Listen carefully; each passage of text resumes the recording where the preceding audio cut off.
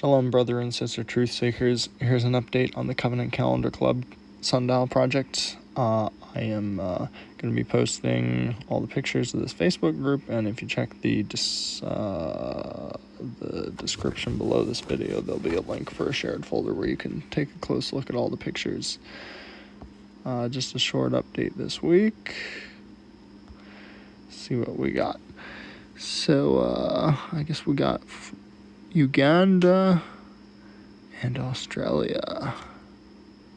So here's the data from Uganda, and this, I believe, is pretty close to the equator. This comes from one of the Covenant Calendar Club leaders, Dan, and it looks like he has a note here. He discovered the size of his paper.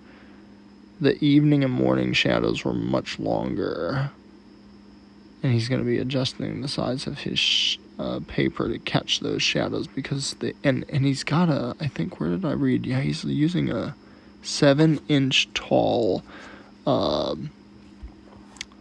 guess a pencil there, so that's pretty tall. So yeah, I imagine there's a chance his marks could, it could run off his recording surface if it's not long enough.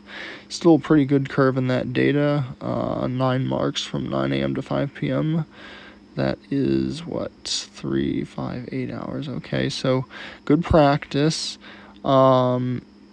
Definitely to get those early morning and late evening points, those will be the most important to help you see the 3 different shadow patterns during the equinox event. So you'll see this curve one day, and the next day you will see a straight line, and the following day you'll see a flipped curve. So just looking at this, it looks like pretty good practice. Do notice it looks like there's a bit of a skip or a jump in one of these data points, kind of slightly out of a line. So when you see things like that, that's an indication that something might have happened to this setup. I don't know if the paper moved or the pencil moved, but you should be able to see a pretty smooth curve.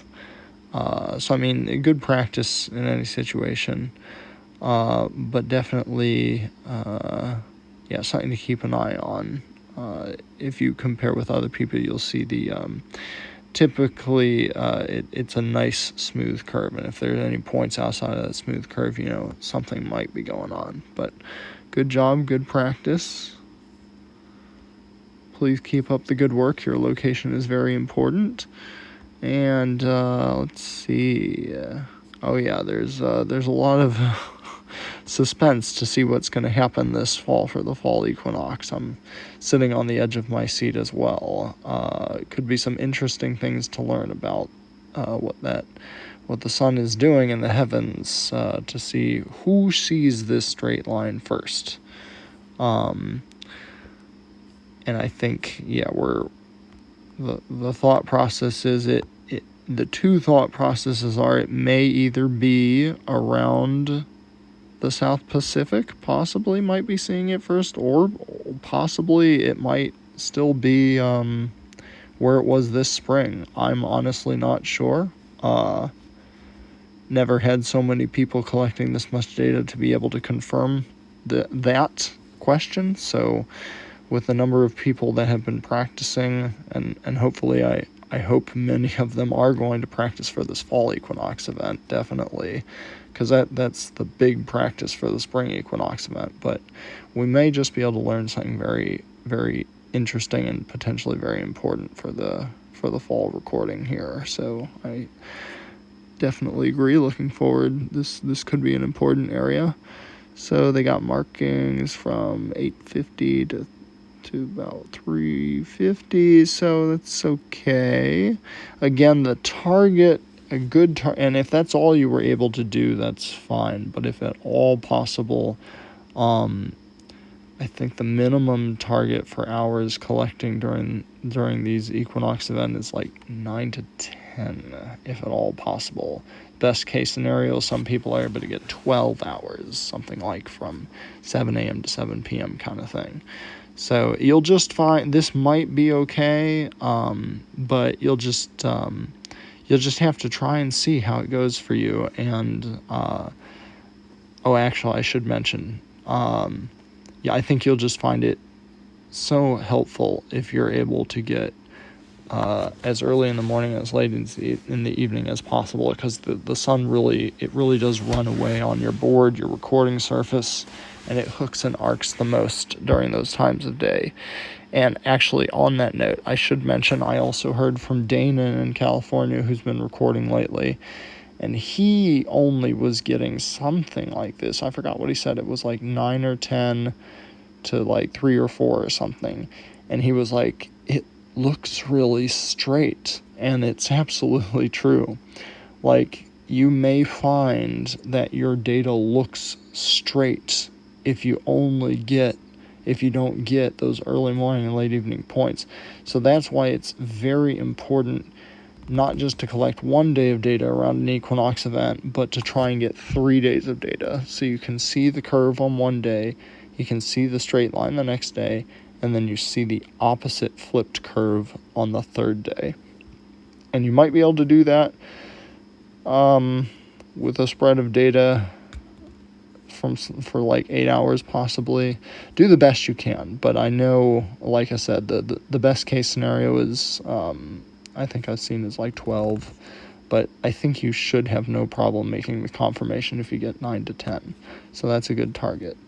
And the last thing I'll mention, I guess, as we get, this is not really too important for the practice right now, but as we get close to confirming the equinox event, you will have a lot more data on your recording surface for the different days, so you want to use a different color system maybe for your pins, or use like letters or something to mark which data points belong to which day, like all the letter A belong to 1 day, B belong to the next day.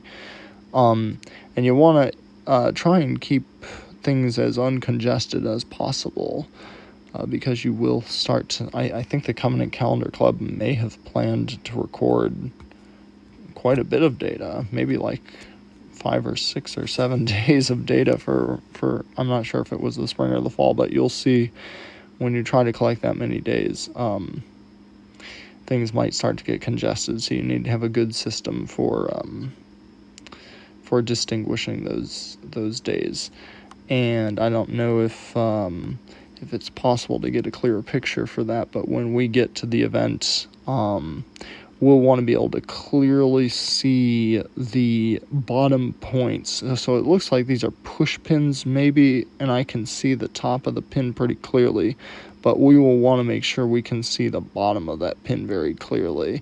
And the day of the equinox and around that event, like when you take pictures like this, it would be very helpful if you could put a string across from your earliest morning point to your latest evening point, and then we can compare how far these ones at midday were away from the line, or were they on the line. But that would help.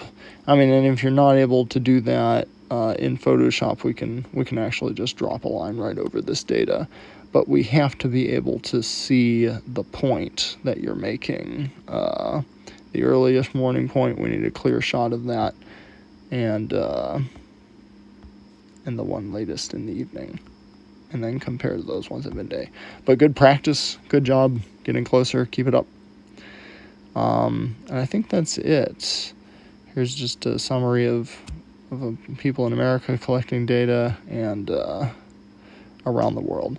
And again, it's we are getting closer and closer. I'm going to be coming out with a video soon with like specific checklist summary of just tips to kind of just run through and double check the plan, the most important points. But I think one of the most important points that I'm hearing, and again, this comes from Danon, but I'm sure a lot of you are probably going to run into this if you were practicing over the summers. You've got to watch out, because the shadows from buildings and from trees will shift from the summer to the fall. And if you thought you had a nice spot picked out for the summer, you might have a totally different situation come the fall, and you might get shadows blocking your setup for those early morning points or late evening points. That's what was happening with Dana, and he was only getting like from maybe 9 or 10 to 3 or 4 or something, and it was like he pretty much looks straight now, and it will if you only get a short amount of data like that. So the longer the better, and just don't wait till the last minute to test that. Like maybe like a week or two before the fall equinox event, get out and double check your spot to make sure you're still getting those good early morning and late evening points. So I guess that's it for now. If you happen to stumble onto this video and you'd like to join the effort, feel free to join the Facebook group or leave a comment, shoot me an email at avoiceoftruthandlove@gmail.com. And we'll stay tuned. Getting closer and closer. So shalom, and may Abba bless as we you continually seek out his truth and love with a pure heart.